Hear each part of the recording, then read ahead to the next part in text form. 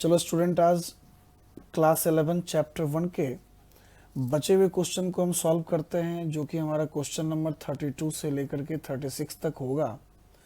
तो चलिए जरा एक बार 32 नंबर क्वेश्चन को हम लोग देखें।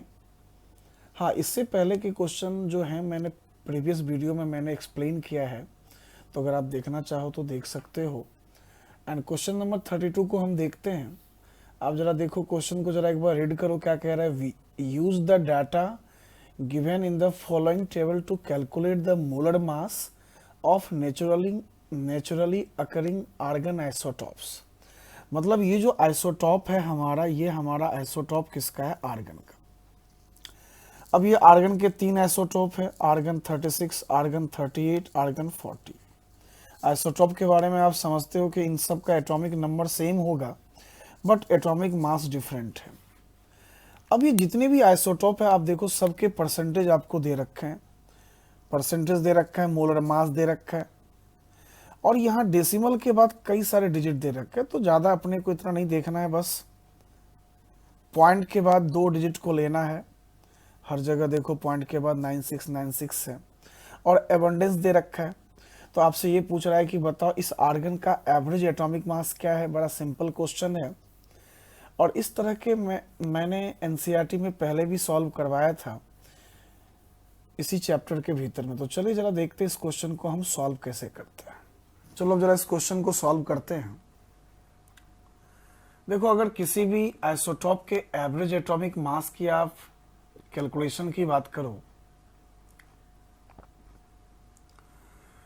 बड़ा सिंपल सा फॉर्मूला है। एक आइसोटॉप का परसेंटेज और फर्स्ट आइसोटॉप का एटॉमिक मास, दूसरे आइसोटॉप का परसेंटेज जो गिवन होगा, दूसरे आइसोटॉप का मास। अगर 3 आइसोटॉप है तो P3 भी आप ले लो, एंड A3। और चूंकि अकरेंस 100 के भीतर ही होगा तो 100 से डिवाइड करना पड़ेगा।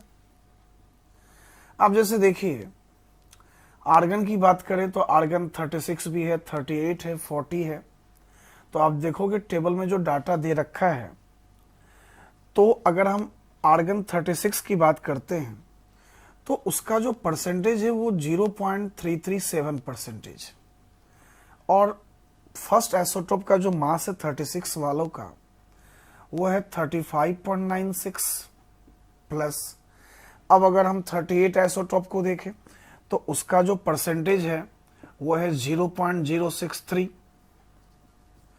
और इनटू उसके एटॉमिक मास की बात हम करें तो वो जो दे रखा है बच्चों 37.96 दे रखा है। यहाँ 2 आइसोटॉप की बात हुई, एक आइसोटॉप अपने को और लेना पड़ेगा। तो थर्ड आइसोटॉप का जो परसेंटेज दे रखा है वो 99.60, और थर्ड आइसोटॉप का जो मास दे रखा है डाटा में, वो जो मास है वो दे रखा है 39.96। और डिवाइडेड बाय क्या करना अपने को, 100 से डिवाइड करोगे। बड़ा सिंपल सा है। अब अगर आप इनको सॉल्व करते हो तो सॉल्व करने के बाद जो हमारा आंसर आएगा 39.047। तो ये हमारा एवरेज एटॉमिक मास हुआ। इसको हम यू में भी लिख सकते हैं, लेकिन यू जो यू होगा वो एक एटम का मास होगा। मैं लिख देता हूं यू, मतलब यहाँ पे क्या हो गया, फॉर 1 एटम की बात करते हैं। लेकिन अगर एक मोल की बात करनी है तो 39.047 ग्राम पर मोल। इसका मतलब हुआ कि ये एक मोल की बात करते हैं, एंड ये हमारा फाइनल आंसर है। चलो बच्चों, अब क्वेश्चन नंबर 33 पे चलते हैं। जरा देखिए, बड़ा बेसिक सवाल है। कह रहा है कि आपको calculate the number of atoms in each of the following. मतलब ये 3 आपको दे रखे हैं। जैसे कि पहला क्वेश्चन कहता है कि 52 मोल ऑफ आर्गन में बताओ कितने एटम्स होंगे। दूसरा क्वेश्चन कहता है 52 यू ऑफ ही में बताओ कितने, हीलियम में बताओ कितने हमारे एटम्स होंगे। और थर्ड वन कहता है कि 52 ग्राम ऑफ हीलियम में बताओ तो कितने एटम्स होंगे। बड़ा सिंपल सा सवाल है। तो देखिए इसको हम कैसे सॉल्व करते हैं।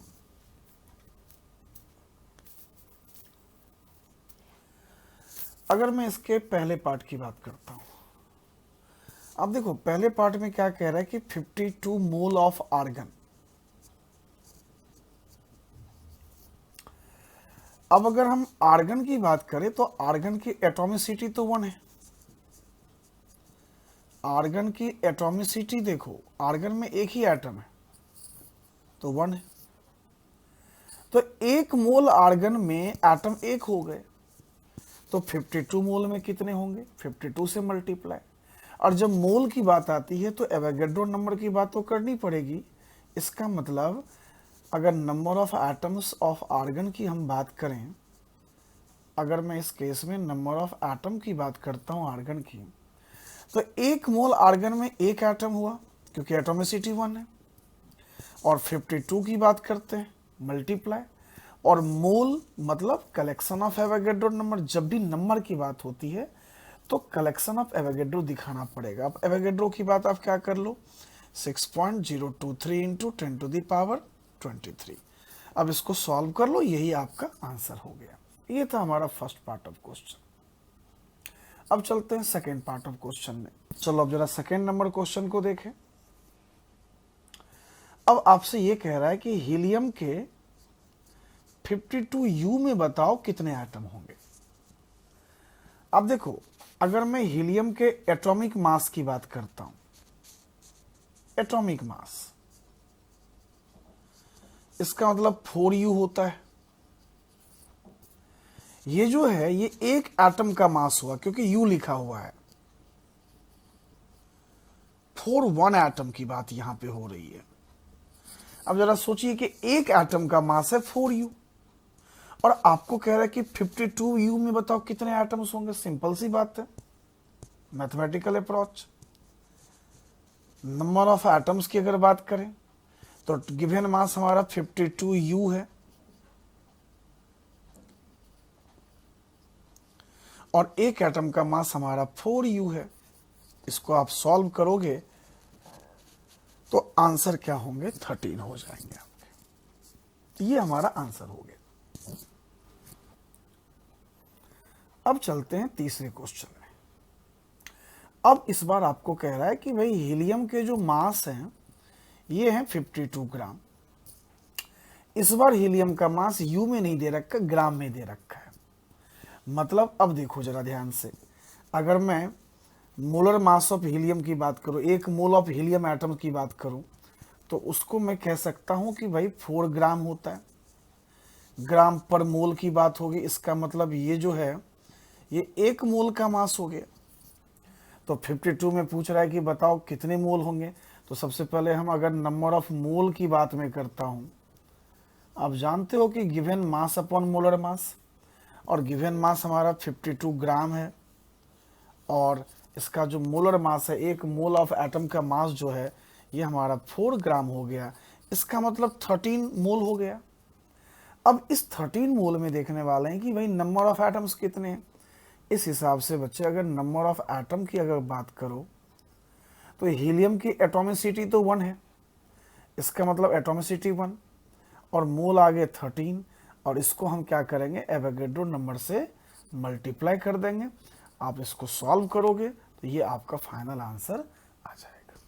तो जरा चलिए एक बार मैं क्वेश्चन को रीड करता हूँ, जरा देखिए क्या कहता है। कहता है welding fuel gas. Welding fuel gas, ये गैस वही है जब आपने देखा होगा 2 लोहों को जोड़ा जाता है, स्पार्क निकलता है। इसमें क्या होता है, ऑक्सी एसिटिलीन होता है, और कह रहा है कि उस गैस में 2 एलिमेंट है, कार्बन और हाइड्रोजन। कहता है उस गैस का आप सैंपल को बर्न करो ऑक्सीजन के साथ, और बर्न करने के बाद कार्बन डाइऑक्साइड बन रहा है 3.38 ग्राम, और वाटर जो बन रहा है वो बन रहा है 0.690 ग्राम। और आपसे कह रहा है कि भाई a volume of 10 litre STP condition पे, मतलब उस गैस का जो वॉल्यूम में 10 लीटर माना गया है एसटीपी कंडीशन पे, और उस एसटीपी कंडीशन पे उस गैस का जो वेट है वो 11.6 ग्राम है। तो आपसे सवाल कहा जा रहा है कि बताओ उस जो हमारा फ्यूल गैस है उसका एम्पिरिकल फार्मूला क्या होगा, molar mass of the gas क्या होगा, एंड मॉलिक्यूलर फार्मूला क्या होगा। तो चलिए देखते हैं, इसको सॉल्व करते हैं, कैसे सॉल्व किया जाए इसको। चलिए देखते हैं कैसे बनता है। आपसे कहा जा रहा है कि एक ऑर्गेनिक कंपाउंड है और उस कंपाउंड में दो एलिमेंट है, कार्बन और हाइड्रोजन। हाँ, लेकिन ये नहीं पता है कि कार्बन के नंबर ऑफ एटम कितने, हाइड्रोजन कितने हैं। तो हम ऐसा करते, इसको x मान लेते, इसको y मान लेते हैं और ये x और y निकालना। और आपसे कहा जा रहा है कि इससे इसको आप कंबसन करवाओ, मतलब ऑक्सीजन के साथ बर्न करवाओ। और कहता है कि इससे दो गैस निकलता है, एक CO2 और दूसरा गैस नहीं है, ये वाटर है। और इसका मास आपको दे रखा है 3.38 ग्राम दे रखा है। और वाटर जो फॉर्म हुआ उसका भी मास दे रखा है 0.690 ग्राम दे रखा है। और आपसे कहता है कि बताओ इसका एम्पिरिकल फॉर्मूला क्या होगा। तो देखो, अब इस सवाल को सॉल्व करने के लिए हमें यह देखना पड़ेगा कि इस कंपाउंड में कार्बन का मास क्या होगा, हाइड्रोजन का मास क्या होगा। तो चलिए जरा देखते हैं। अब कार्बन का अगर मास अपने को चाहिए तो अब कार्बन डाइऑक्साइड को फोकस करो। हम इसको यूनिटरी मेथड से सॉल्व कर सकते हैं। देखो कैसे, एक कार्बन डाइऑक्साइड में एक ही कार्बन है और एक कार्बन का मास होता है 12 ग्राम, मतलब एक मोल एटम ऑफ कार्बन का मास हो गया 12 ग्राम। और इसके पूरे मोलर मास की बात मैं अगर करता हूं तो 40 ग्राम पर मोल हो जाएगा। ठीक है, अब यूनिटरी मेथड से इसको हम सॉल्व करते हैं। तो देखो मैं क्या लिखने वाला हूं कि 44 ग्राम CO2 में 12 ग्राम कार्बन पाया गया, हैवी। और इसलिए कंबसन के बाद जो CO2 बनता है वो कितना बना, 3.38 ग्राम। तो ये देखते हैं कि 3.38 ग्राम में कितने कार्बन होंगे। इसको जरा सॉल्व करते हैं। 12/44 इंटू 3.38। अब अगर आप इसको सॉल्व करते हो तो सॉल्व करने के बाद जो ये आएगा 0.9217 ग्राम आ जाता है। अब सिमिलर तरीके से वाटर में हम हाइड्रोजन का वेट निकाल लेंगे। चलिए जरा देखते हैं, वाटर की भी कहानी देख लें। आप देखो, वाटर में हाइड्रोजन 2 ग्राम है और वाटर का मोलर मास क्या होगा, 18 ग्राम होगा। तो मैं क्या लिखने वाला हूं कि 18 ग्राम वाटर जो होगा, 18 ग्राम वाटर में हाइड्रोजन 2 ग्राम होंगे। तो आप देखो वाटर कितने बन गए आपके, 0.690 ग्राम बन गए। तो इतने वाटर में क्या बनने वाला है, इसको अगर हम सॉल्व करते हैं तो कुछ इस तरीके से 2 डिवाइडेड बाय 18 इंटू 0.609 ग्राम। इसको अगर सॉल्व करें हम लोग तो ये जो आएगा 0.0767 ये ग्राम आएगा। तो अभी हमने क्या किया कि इस CO2 और वाटर से हमने वेट ऑफ कार्बन निकाल लिया एंड वेट ऑफ हाइड्रोजन निकाल लिया। अब अगर अपने को एम्पिरिकल फॉर्मूला चाहिए तो अब अपने को करना क्या पड़ेगा कि भाई इसके परसेंटेज कितने होंगे। तो चले जरा परसेंटेज निकाल के देखते हैं। अब देखो कि यहाँ पे जो वेट ऑफ कार्बन आ गया फाइनली अपना, वो वेट ऑफ कार्बन आ गया 0.9217 ग्राम आ गया। और वेट ऑफ हाइड्रोजन की अगर मैं बात करता हूं बच्चों, तो वेट ऑफ हाइड्रोजन कितने आ गए, 0.0767 ग्राम। अब इस दोनों एलिमेंट का मास आ चुका है। अब हम क्या करेंगे, परसेंटेज की बात करेंगे। अगर हम परसेंटेज ऑफ कार्बन की बात करें तो जिसका परसेंट आपको चाहिए उसके मास को ऊपर रखो बाय टोटल मास। इसका मतलब अगर मैं कार्बन का चाहिए तो कार्बन का मास हो गया 0.9217 अपॉन टोटल मास की अगर बात करते हैं तो 0.9217 प्लस क्या होगा 0.0767 और इंटू 100 की बात अगर आप इसको सॉल्व करते हो तो ये सॉल्व करके जो आपको आएगा ये 92.32 परसेंटेज आता है। इसी तरीके से मैं अगर परसेंटेज ऑफ हाइड्रोजन की बात करना है तो इतना मत करो, सीधा क्या कर देते हैं 100 में से 92.32 को अगर हम माइनस कर दें तो हमारा आंसर आ जाएगा इसमें करीब 7.68 परसेंटेज। अब देखिए आपको कार्बन के परसेंटेज आ गए, अब आपको हाइड्रोजन के परसेंटेज आ गए। अब हम क्या करेंगे, इस कार्बन और हाइड्रोजन से हम एम्पिरिकल फॉर्मूला निकालेंगे। तो चलिए जरा देखते हैं एम्पिरिकल कैसे निकलेगा इसका। अब चूंकि हमारा परसेंटेज आ गया तो हम क्या करने वाले हैं, जरा देखो, एक कॉलम बना लो। बड़ा सिंपल सी बात है, आपने इसको सीखा है थियोरेटिकल में। पहले कॉलम में एलिमेंट रखो, दूसरे कॉलम में परसेंटेज रखो। अब कार्बन के परसेंटेज जो आ गए वो 92/92.32 परसेंटेज आ गया, और हाइड्रोजन का जो परसेंटेज आया वो 7.68 आ चुका है। अब इसका मोल चाहिए तो क्या करेंगे, इसके मोलर एटॉमिक मास से हम डिवाइड कर देते हैं 92/32। अब कार्बन का जो एटॉमिक मास है, एक मोल का मास है, वो 12 हो गया। अब इसको अगर देखते हैं तो 7.68/1, तो ये तो आंसर बड़ा क्लियर है, ये आंसर क्या होगा 7.68। लेकिन जब अगर इसके आंसर की बात करते हैं तो ये 7.69। अब हमें इसको इंटीजर बनाना पड़ेगा। इंटीजर में देखो सबसे छोटा पार्ट ये है, इसका मतलब 7.69/7.68 अप्रॉक्सीमेट 1 आ गया। इसकी भी अगर हम बात करते तो 7.69 को भी बात करें तो ये भी 1 आ गया। मतलब यहां जो कार्बन का फाइनल नंबर आया ये 1 आ गया, और हाइड्रोजन का जो फाइनल नंबर है ये भी 1 आ गया। इट मीन्स अगर हम एम्पिरिकल की बात करते तो एम्पिरिकल फॉर्मूला हमारा CH हो गया। अब देखिए एम्पिरिकल फॉर्मूला हमारा ये हो गया, this is the empirical formula. अब एक पार्ट तो क्वेश्चन का सॉल्व हो गया।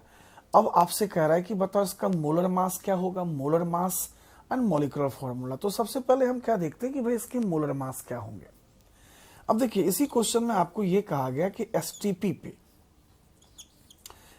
पे उस गैस का वॉल्यूम जो है, वो गैस का वॉल्यूम है करीब 10 लीटर है, और उस गैस का जो वेट है, जो वेल्डिंग गैस की बात कर रहे हैं, वो 11.6 ग्राम हो रहा है।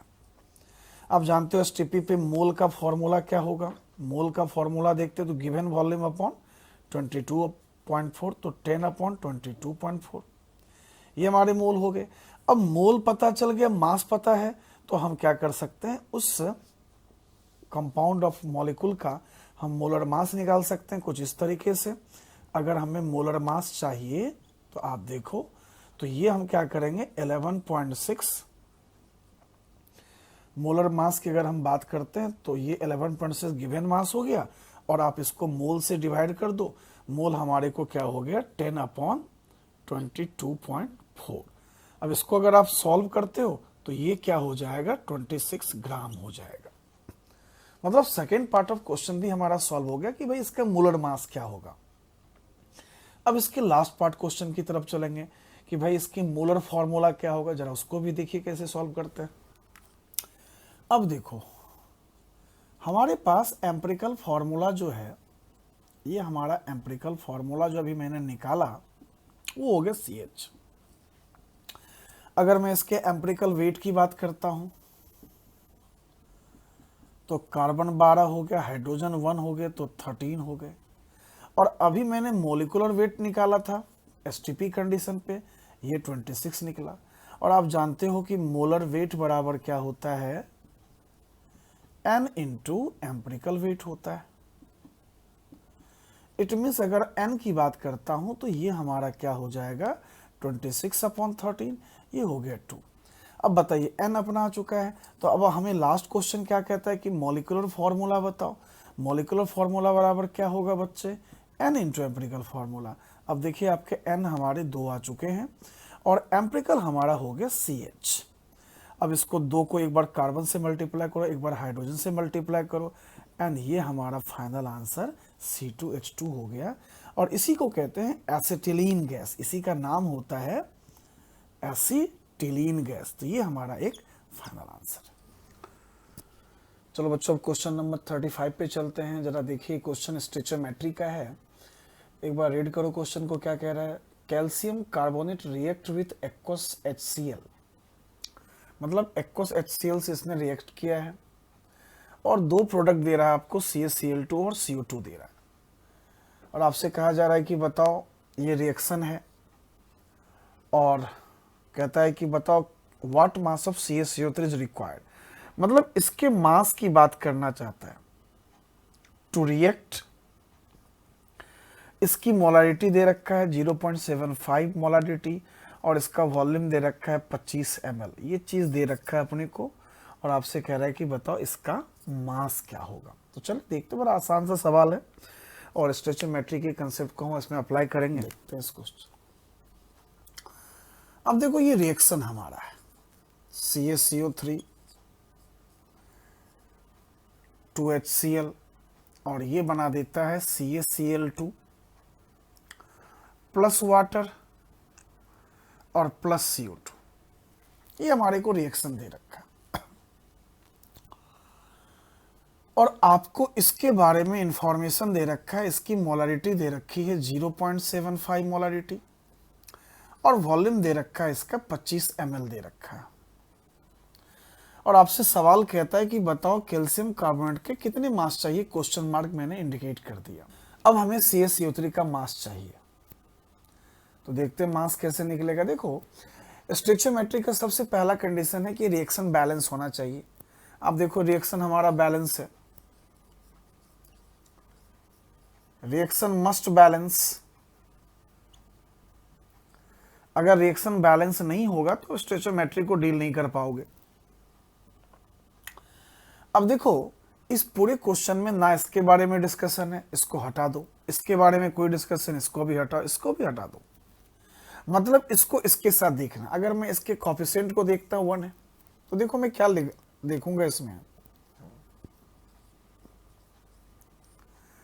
Mole of CaCO3 bye there coefficient, और बराबर क्या लिखने वाला हूं, mole of HCl bye there coefficient. मतलब जो दे रखा है, जो निकालना है, उसके कोएफिशिएंट मोल को बराबर कर दो। अब आप बताइए CaCO3 का mole given mass upon molar mass, तो चलो इसके मास को मैं x मान लेता हूं। इसका मोलर मास क्या होता है 100, और कोएफिशिएंट 1। अब सवाल है कि मोल कैसे निकलेगा HCl का। देखो मोलारिटी पता है, वॉल्यूम पता है। अगर मोलारिटी पता है, वॉल्यूम पता है, तो हम क्या कर सकते हैं, मोल निकाल सकते हैं। मोलारिटी को अगर मैं वॉल्यूम से मल्टीप्लाई कर दूं तो वो मोल निकल जाएगा। अब देखो मोलारिटी अपना क्या है 0.75, और ये क्या होगा 25। लेकिन एक दिक्कत है कि ये वॉल्यूम ml में है, तो ml को किस में लेके आओगे बताओ, 1000 से डिवाइड कर दोगे, और कोएफिशिएंट क्या हो गया 2। आप अगर इन x को सॉल्व करते हो तो x का जो फाइनल आंसर आएगा वो आएगा 0.6844 ग्राम।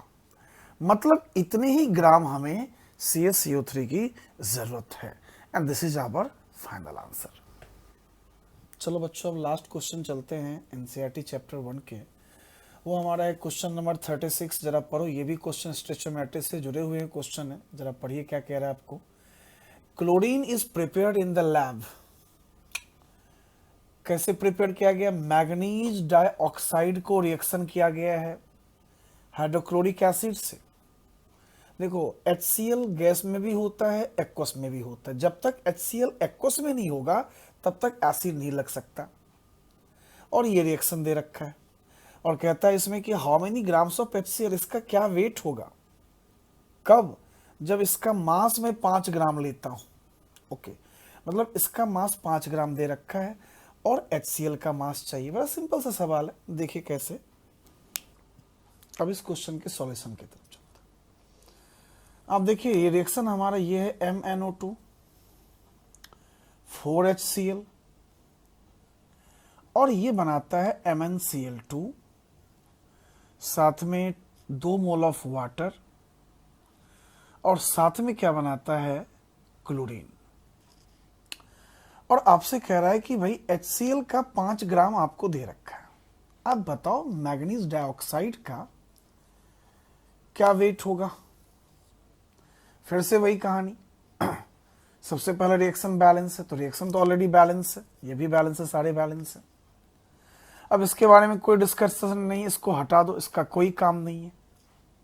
अब इसका कोएफिशिएंट हम देखते हैं 4 है, इसका कोएफिशिएंट 1 देखते हैं। तो सिंपल से देखो क्या करना है, mole of MnO2 bye there coefficient equate कर देते हैं। मोल ऑफ HCl अपॉन 2 नहीं, कोफिशिएंट 4 है।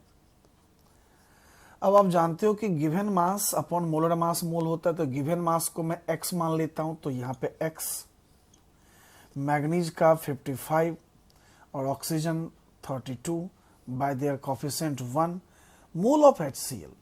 अब गिवन मास अपना 5 है और एक HCl का मास क्या होगा 36.5, कोफिशिएंट 4।